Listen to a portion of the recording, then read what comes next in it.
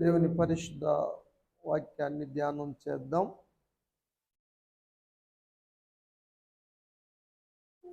Ruth బోయాజు పొలముల్లో పని చేయటానికి వెళ్ళింది. బోయాజు వచ్చినప్పుడు అడిగాడు, ఇచ్చినది ఎవరంటే పనివాడు చెప్పాడు.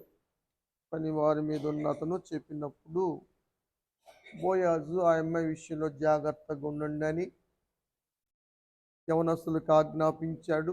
ఆమెను ముట్టవద్దని. అమ్మా, నువ్వు ఈ పొలంలోనే ఉండు, వేరే పొలానికి వెళ్ళమాక అని ఆమెకి చెప్పాడు.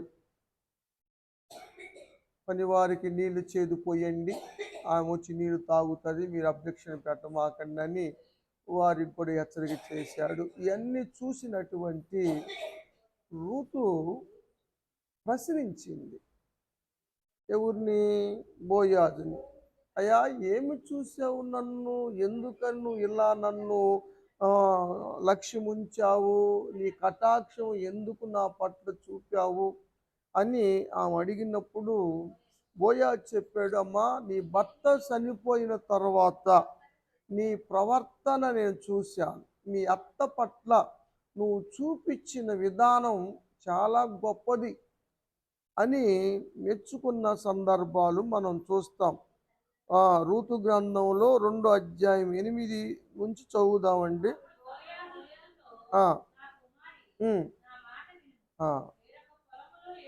నీవు ఈ పొలములోనే నిలిచి ఉండు, ఇక్కడే ఏరుకో, నిలకడగా ఉండు. వారు మరి ఎక్కడెక్కడ పొలాలకు వెళ్తారో వాళ్ళని ఎంబడించు. ఈ ఎవరన్నా యవనస్తులు పోకిరేసి వెళ్ళేస్తారేమో, యవనస్తురాలుగా ఉన్నామని నేను వారిని హెచ్చరిక చేస్తా. నీకు మంచినీళ్ళు అయితే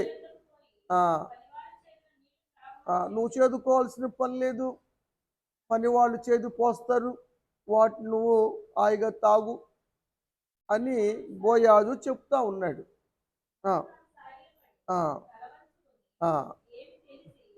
సాగిలపడింది. అయ్యా, నా గురించి ఏమి తెలుసని, నా యందు ఎంత లక్ష్యం చూపించావు, ఎంత శ్రద్ధ చూపించావు, ఏంటి కటాక్షము?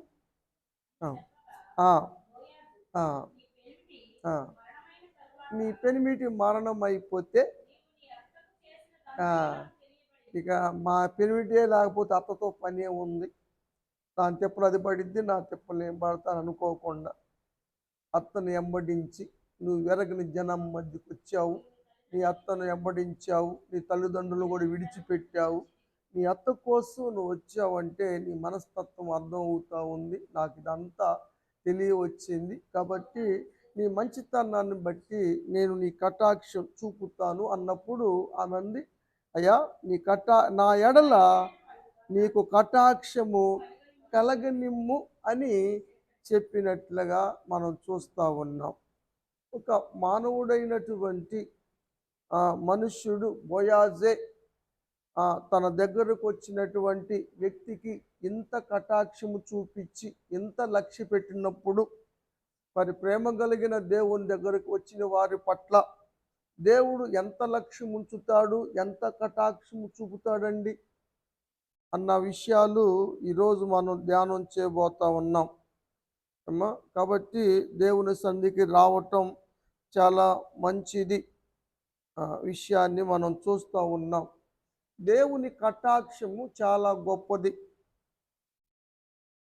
అతడు కటాక్షించటం వల్ల ఆమె విధవరాలుగా ఉన్నప్పటికీ, భర్త చనిపోయి కొద్ది దినాలైనప్పటికీ, ఎరగని అమ్మాయి అయినప్పటికీ, వేడి కాళ్ళ మీద తమ ఎవరు కోత కోస్తున్నప్పుడు చేలో అడుగు పెట్టనివ్వరు. అయినప్పటికీ ఆమె చేలోకి రానివ్వటమే కాకుండా ఇక అన్ని పొలాల్లోకి రమ్మ అని చెప్పటం అన్నది మరి నిజంగా ఆమె పట్ల చూపించినటువంటి మరి కటాక్షమే. అదేవిధంగా దేవుడు కూడా తన దగ్గరకు వచ్చిన వారికి అందులో బోయాజు కూడా దీవించాడు ఆమెని. నువ్వు యెహోవా రెక్కల నీడకొచ్చావు, నువ్వు సురక్షితముగా ఉంటావు, నీవు మంచి సంపూర్ణమైన బహుమానం పొందుతావని కూడా దీవించాడు. ఆ దీవెన ఫలించింది. ఆమె నిజంగా ఆశీర్వదించబడింది. రాహేలు లేయాలు ఏ విధంగా ఇజ్రాయేలు ప్రజలకి ఏ విధంగా ఆశీర్వదకరంగా నిలిచారో నీవు కూడా అలా ఆశీర్వాదంగా నిలుస్తావని ఆ ప్రజలందరూ కూడా ఆ రూతును దీవించిన సందర్భాలు మనం చూస్తూ ఉన్నాం. ఎందుకంటే ఆమె చేసిన విధానాన్ని బట్టి.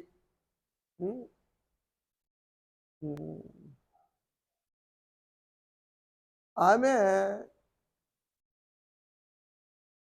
అత్తగారైన నయోమి కొడుకు లేకపోయినా ఆమెనే కొడుకుగా కూతురుగా చూసుకుంది. నా కుమారి అంది కదా, నా కుమార్తె అంది. నీకు నేను మంచి చేయాలని నేను చూస్తున్నాను అంది. నీకు మేలైనటువంటి పనులు నేను చేయవలసిన బాధ్యత నా మీద ఉంది అని అత్తన్నప్పుడు కోడలు మంచిగా చూసుకోవడం తప్పే ఉంది. అత్తకి బుద్ధి ఉండదు, కోడలికి ఆ బుద్ధి రాదు కదా. నిజంగా నన్ను కూతురులాగా చూసుకోమను, నేను తల్లిలాగా చూసుకుంటాను అంటారు. ఏమో చూసేది లేదు, ఆమె చూసేది లేదు. కనీసం దేవుణ్ణి నమ్మినటువంటి వ్యక్తులు కూడా అలా జీవించలేకపోతే ఏమి సాక్షివంతమైన జీవితం, ఏమి క్రైస్తవ్యం? భక్తి పరులు అని చెప్పుకోవటమే తప్ప కోడలను ప్రేమించే మనసు అత్తలకు ఉండటం లేదు. అతను తల్లిగా భావించేటువంటి మనసు కోడలకు ఉండటం లేదు. కారణం ఏంటంటే ఎవరి ప్రవర్తనలు వారు సరిగా లేకపోవటం వల్ల. వాళ్ళు సరిగా ఉంటే వీళ్ళు సరిగా ఉంటారు. వాళ్ళు ఏమంటారంటే వీళ్ళు సరిగా ఉంటే మేమెందుకు ఉండవు అంటారు. వాళ్ళు కొత్తోళ్ళు, ఎక్కడి నుంచే వచ్చినోళ్ళు, చిన్న వయసు నీకన్నా. అత్తల కన్నా కోళ్ళ వయసునంత పెద్దదానికే నీకు లేకపోతే చిన్నపిల్లకి ఏముంటుందని ఏం చెబుతాం మేము? చెప్పు అంటే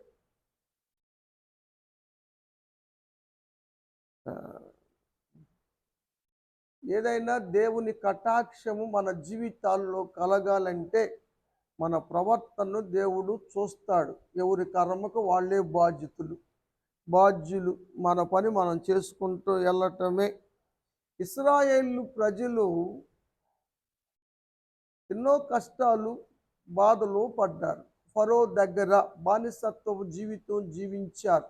వారు వర్ధిల్లుతారని, వారు సంతానం వర్ధిల్లి రేపు రాజ్యాన్ని ఆక్రమించుకుంటారన్న దుష్ట తలంపు రాజులో కలగటం ద్వారా వారి చాకిరి పెట్టించటమే కాదు కానీ కనీసం భార్యాభర్తలు కూడా మంచిగా మాట్లాడుకుంటానికి కానీ సంసార జీవితం కొనసాగించటానికి కానీ వీలు కలగనంతగా ఫరో గారు ఇబ్బందులు పాలు చేశాడు. వారు మొరపెట్టినప్పుడు దేవుడు మోషేను పంపించి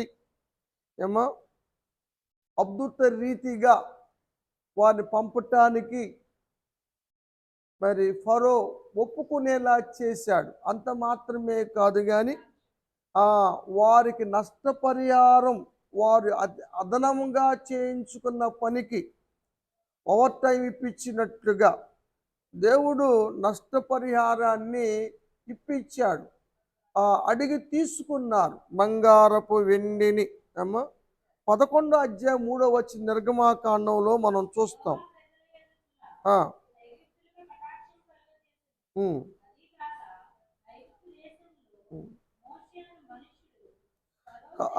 నేను కలుగు చేస్తానని చెప్పాడు దేవుడు 11వ అధ్యాయంలో. 12వ అధ్యాయం 36వ వచనంలో కలగ చేశాడు. ఆడ మాట ఇచ్చాడు, ఇక్కడ నెరవేర్చాడు. ఆయన మాట ఇస్తే ఏదైనా నెరవేరుస్తాడు. కాబట్టి కటాక్షము కలిగేలా చేస్తాడు. ఆయన కటాక్షము చూపించటమే కాదు కానీ మన పైన మీద ఉన్న అధికారులు కూడా కటాక్షము కలిగేలా చేస్తాడు.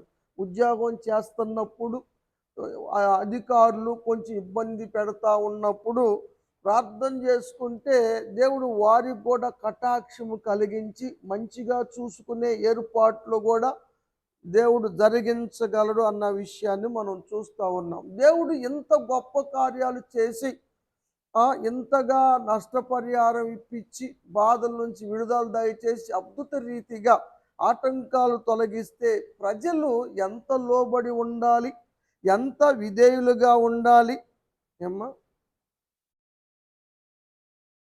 కానీ ఇజ్రాయేలు ప్రజలు లోబడినొల్లని వారుగా జీవించారు. దేవుడు వారి పట్ల చేసినటువంటి మంచి పనులను కృతజ్ఞత కలిగి జీవించలేకపోయారు.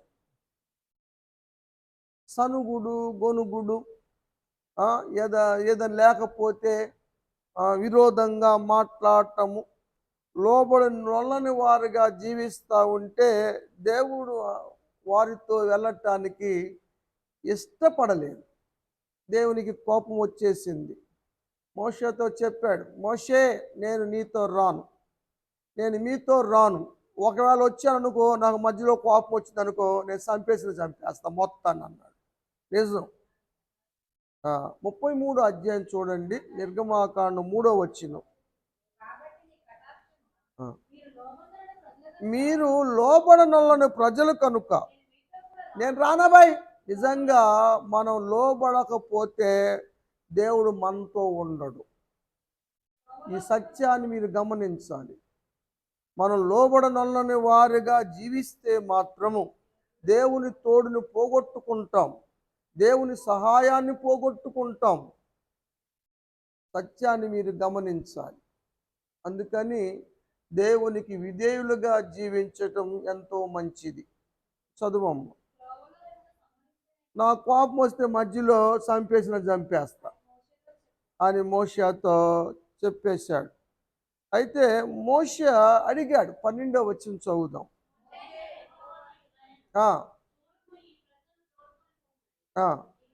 ఏంటి ప్రభువా, ఆ రోజు ఏం చెప్పే నన్ను పంపించేటప్పుడు ఫరో దగ్గరికి, నువ్వు వెళ్ళయ్యా, ఇడిపించుకురాయా, తోడుకురాయ్యా అని నన్ను పంపించేవే.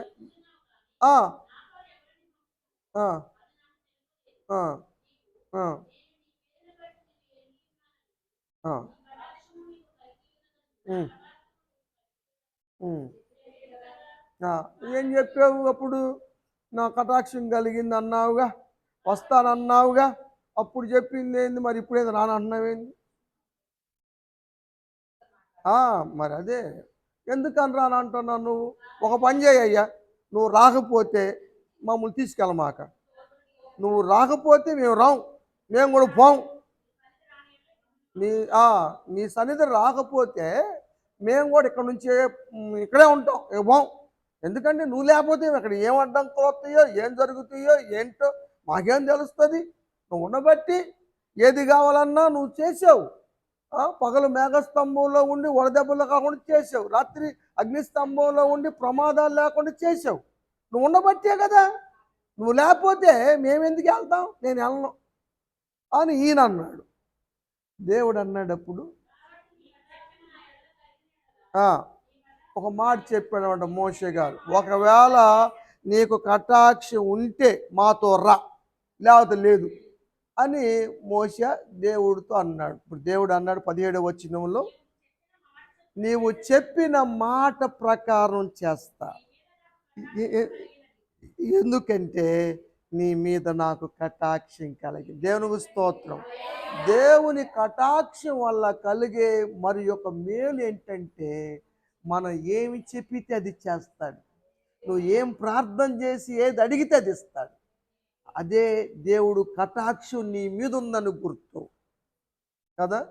అందుకనే మోషే ఏది అడిగితే, అక్కడ మనం చూస్తాం 8వ అధ్యాయంలో అట్లో మోషే మాట చొప్పున దేవుడు చేసినని. ఎందుకంటే దేవుని కటాక్షం మోషే మీద ఉండటం వల్ల. కాబట్టి కూటమి ఏర్పాటు చేసుకున్న రాణి మీద, మరి వచ్చిన మనందరి మీద దేవుని కటాక్షం ఉండును గాక. జరగబోయే దినాలన్నిటిలో కూడా దేవుడు మనం అడిగిన వాటిని అన్నిటిని దయచేయును గాక. దేవుడు మనతో ఉండును గాక. దేవుడు ఉండకపోతే మనం దాటలేం. యోర్దాను కాదు, సంవత్సరాలే దాటలేం, నెలలే దాటలేం. అది అందుకనమ్మా దేవుని కటాక్షం కలగాలని ప్రార్థన చేద్దాం. దేవుని కటాక్షం కొరకు దావీదు బతిమిలాడుకున్నాడు. దావీదు బతిమిలాడాడు దేవుని కటాక్షం కొరకు. చూస్తాం 119 కీర్తన 58వ వచనం. అయ్యా కటాక్షం ఉంచయ్యా, నా పూర్ణ హృదయంతో నేను బతిమిలాడుకున్నా, ప్లీజ్ నాయనా నన్ను కరుణించయ్యా, నీ కటాక్షం చూపయ్యా అని దావీదు బతిమిలాడుకున్నాడు. కారణం ఏంటంటే దేవుని కటాక్షం పోగొట్టుకున్నాడు, దేవుని లక్ష్య పెట్టలేదు, ఏమి ఎరగనట్లుగా ఉన్నాడు. నాతాన్ బెత్షెబా విషయంలో పాపం చేసి కూడా మెలకుండా ఉంటే దేవుడు నాతాను ప్రవక్తను పంపి హెచ్చరిక చేసినప్పుడు దావీదు పశ్చాత్తాపడ్డాడు, బతిమిలాడాడు, మేలు చేయమని అడిగాడు. అయ్యా నా గొప్పతనాన్ని బట్టి కాదు, నా నీతిని బట్టి కాదు, నా యొక్క భక్తి జీవితాన్ని బట్టి కాదు నాయనా, నీ కటాక్షము చొప్పున. ఏమా 51 కీర్తన ఎప్పుడు రాశాడు తెలుసు కదా మీకు?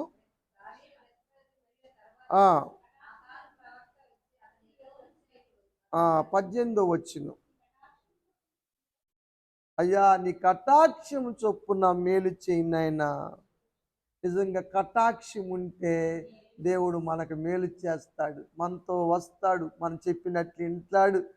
దేవుని కటాక్షం ఎంత గొప్పదో. మరి దేవుని కటాక్షం పొందేలాగా మనం జీవించటం చాలా మంచిదని వాక్యము చెబుతూ ఉంది. ప్రార్థన చేస్తే దేవుడు నిజంగా కటాక్షిస్తాడు కదా. వాళ్ళు మరణ శాసనం చేసినప్పుడు నెబుకద్నెజరు రాజు మరణ శాసనం చేశాడు, జ్ఞానులందరూ నశింపచేయమని. అప్పుడు దానియేలు సమయం అడిగి తన 3 స్నేహితులతో దేవుని కటాక్షం పొందుకున్నావురా, ప్రార్థన చేద్దాంరా, రండిరా అని వారు ప్రార్థన చేసే 2వ అధ్యాయం 18వ వచనం దానియేలు గ్రంథంలో. తక్కిన జ్ఞానులతో నశించిపోకుండా. నిజంగా దేవుని కటాక్షం ఉంటే మనం నశించిపోవురా కదా. దేవుని కటాక్షం రాణి మీద ఉండబట్టి దేవుడు అమ్మాయికి ఆయుష్ ఆరోగ్యాలు పొడిగించుకుంటూ వస్తూ ఉన్నాడు. దేవునికి స్తోత్రం. నిజంగా దేవుని కటాక్షం ఉంటే నశించం మనం కదా.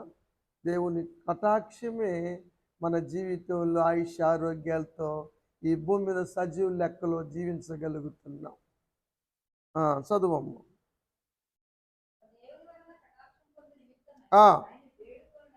ప్రార్థన చేద్దామురా, వేడుకుందామురా అన్నారు. ప్రార్థన చేసిన రాత్రే దేవుడు మర్మాలు బయలుపరిచాడు. దేవునికి స్తోత్రం.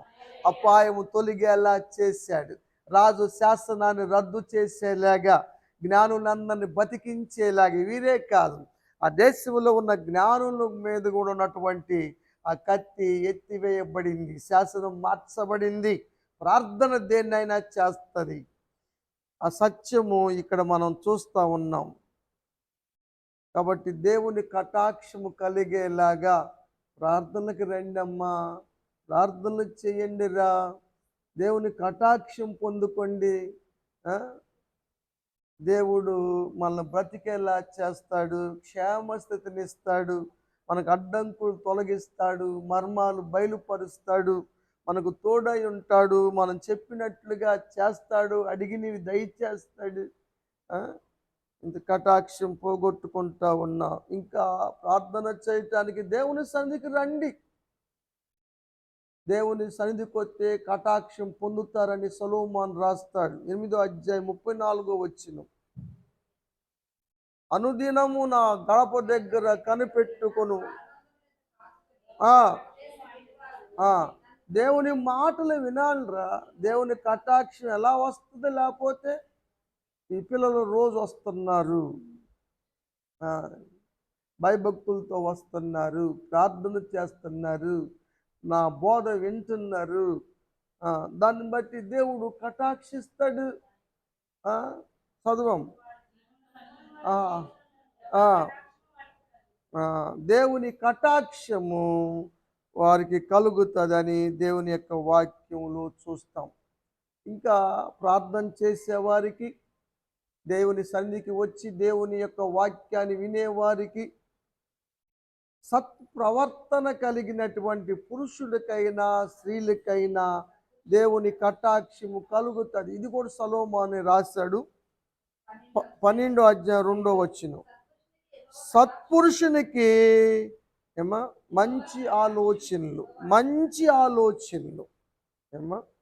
చేయువారికి కదా, దుర్మార్గపు ఆలోచనలు, దురాలోచనలు చేసే వాళ్ళకి, మంచిగా బతికే చూస్తుంటే చూసి వారవ లేని వాళ్ళకి కాదు కటాక్షము.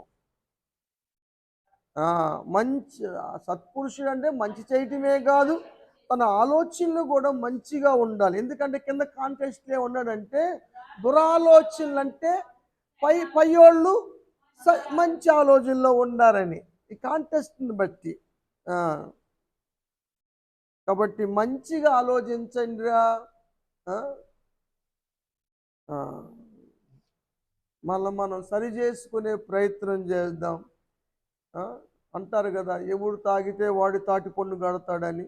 ఎవడు పాపం చేస్తాడో వాడే శిక్ష అనుభవిస్తాడు. గతముల్లో ఎప్పుడో వాడు పాపం అనుభవిస్తాడు అనుకున్నారు, కానీ ఇప్పుడు బతికుండంగానే అనుభవించి వెళ్తున్నారు. కళ్ళతో మనం చూస్తూ ఉన్నాం ఇప్పుడు. కాబట్టి ఇప్పుడు పరిస్థితి వేరుగా ఉంది, గమనించండి. ఒకరి విషయాలు మనకొద్దు, మనం సరి చేసుకుంటానికి ప్రయత్నం చేయండి. అది దేవుని కటాక్షాన్ని మీ జీవితంలో తీసుకొస్తుంది అన్న విషయాన్ని మనం గమనిస్తూ ఉన్నాం. ఇంకా దేవుని కటాక్షం పొందిన వ్యక్తిలో గొప్పగా చెప్పుకోదగ్గ వ్యక్తి కన్యమరియ దేవుని కటాక్షము పొందగలిగింది. ఎందుకంటే ఆమె దీనత్వాన్ని బట్టి కటాక్షించబడింది. ఆమె దేవుని గణపరిచే స్త్రీగా ఉండి కటాక్షము పొందగలిగింది. ఏ పురుషుని ఎరుగని పవిత్రమైనటువంటి జీవితం జీవించిన దాన్ని బట్టి ఆమె దేవుని కటాక్షం పొందగలిగింది అని వాక్యంలో మనం చూస్తాం. లోకా భక్తుడు రాస్తాడు, ఈ డాక్టర్ గారు, 1వ అధ్యాయం 46వ వచనం. నా ప్రాణము ఎచ్చులుబాల, నేను లోకరక్షకుని కనబోతున్నాను, దేవుడే నా కడుపున జన్మించబోతున్నాడు, దూత చెప్పింది అని ఎచ్చులుబాల, అతిశయపడమాకండమ్మా. క్రైస్తవ జీవితంలో అహంకారులు, అతిశయపడే వారిని దేవుడు అణిచేస్తాడురా, తగ్గించుకునే వారిని హెచ్చిస్తాడు. దేవుని సూత్రం వేరుగా ఉంటుంది, లోక సూత్రాలు వేరుగా ఉంటాయి. లోక సూత్రాలు ఆధారం చేసుకొని క్రైస్తవ జీవితాన్ని ముడివేసుకోమాకండి. అది నేర్పుతున్నారు కదా, మళ్ళీ ఫ్యాన్స్ కోపం వచ్చిద్దేమో, తగ్గేదే లేదు అంటున్నారు వాళ్ళు. వాక్యం ఏమో తగ్గించుకోమని చెబుతుంది. వాడి ప్రచారం బాగా సాగుతుంది, మన ప్రచారం కన్నా కూడా. ఆకాశం. ఎందుకంటే లూసిఫరు సంగీత విద్వాంసుడు, ప్రధాన కెరూబు. వాడు నియమించబడ్డప్పుడు కూడా వాడు సంగీతాలు ఎంత ఆర్కెస్ట్రా ఉందనుకున్నారు, ఏజ్గేలు గ్రంథం అనుకుంటా, దేవుని తోట ఏదేనులో వాడిని నియమించారు. 28వ అధ్యాయం చూడండి.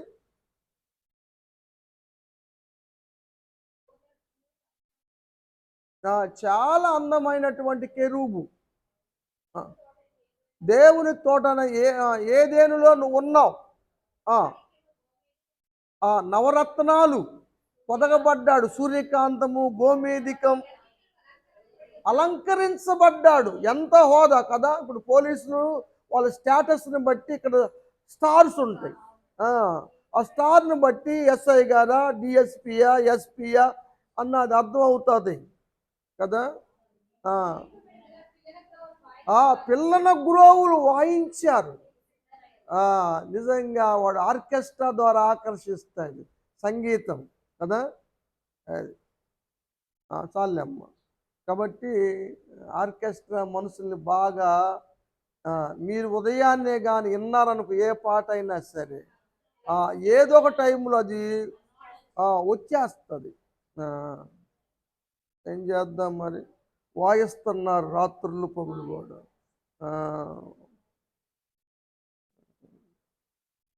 సరే, నా ప్రాణము దేవుణ్ణి గణపరుచుచున్నది కదా. సాతాను తన్ను గణపరుచుకోవాలనుకున్నాడు, దేవుని కన్నా హెచ్చించుకోవాలనుకున్నాడు, దేవుని పర్వతం మీద, దేవుని సింహాసనం కన్నా ఎచ్చుగా ఉండాలనుకున్నాడు. అందుకే తోసివేయబడ్డాడు, తగ్గించబడ్డాడు, నెట్టివేయబడ్డాడు. చదువమ్మ. దేవుడు తన దీనులను కటాక్షిస్తాడు. దీనత్వమే దేవుని ఆకర్షించేది. దీనుల దగ్గర నివసిస్తాడు. వినయ మనస్కుల దగ్గర, దీన మనసు గల వారి దగ్గర నివసిస్తాడు. యెషయా ప్రవక్త ప్రవచిస్తాడు కదా. కాబట్టి దీనత్వము, కాబట్టి దీనురాలుగా ఉన్నటువంటి మరి రాణి అయినా, మరి మన సంఘ బిడ్డలైనా మరి దేవుని కటాక్షము పొందుదురుగాక. దేవుని కటాక్షం పొందితే దేవుడు గొప్ప కార్యాలు చేస్తాడు కదా. గొప్ప కార్యాలు ఊహించని విధముగా అంటది. అదే మాట అంటది మరియ గారు. దేవుడు నాకు గొప్ప కార్యాలు చేశాడు కాబట్టి ఇది మొదలుకొని అందరూ నన్ను ధన్యురాలంటారు. నిజంగా ధన్యురాలుగా అయ్యిందంటే ఒక దీనురాలు దేవుని కటాక్షం వల్లే.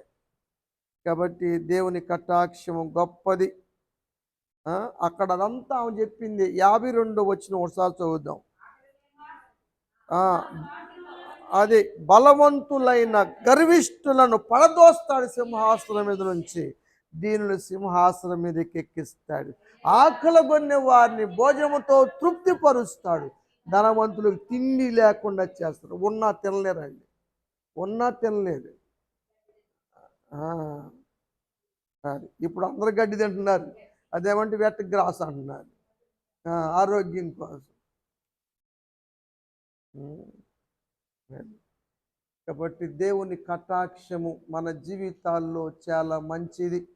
అందుకని ప్రార్థనలు చేయండి, ప్రార్థనలకు రండి, దేవుని సన్నిధికి వచ్చి వాక్యాన్ని వినండి, దేవుని కటాక్షము పొందుకోండి, తగ్గించుకొని జీవించండి. సమయం వచ్చినప్పుడు దేవుడే హెచ్చిస్తాడు. దీన మనసు ధరించుకోండి అని వాక్యము చెప్తా ఉంది.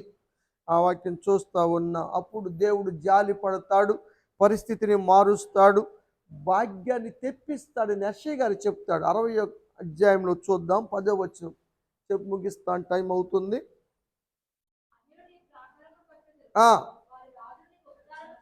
రాజుల చేత కూడా మనకి పరిచర్య చేపిస్తాడు దేవుడు. నిన్ను కటాక్షించి తిని, నీ మీద జాలిపడి తిని. దేవుని కటాక్షం ఉంటే అరేరే కదా.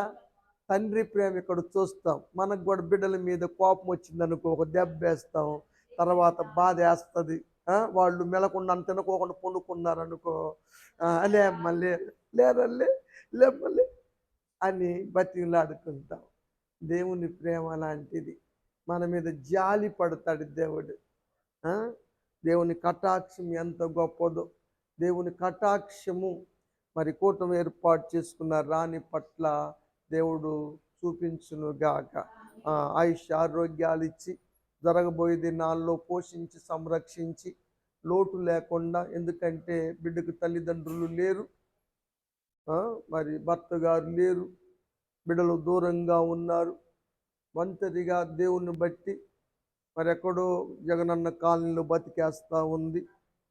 అక్కడి నుంచి కూడా రోజు ప్రార్థనకు వస్తుంది ఒంటరిగా. అటు బుస్సులు తిరుగుతూ ఉంటాయి, బుస్సులు చాలా పొడుగుంటాయి. ఉమ్, ఆ, ఆ, కానీ ధైర్యం ఉండాలిగా రావటానికి. ఏదైనా దేవుని మీద ఆధారపడి దేవుడే ఉన్నాడని రావటం, ఏది ఇచ్చినా దేవుడే అని నిజంగా దేవుని కటాక్షము మరి రాణి మీద, కూటానికి వచ్చిన మనందరి మీద ఉండును గాక. దేవుడి మాట దీవించును గాక.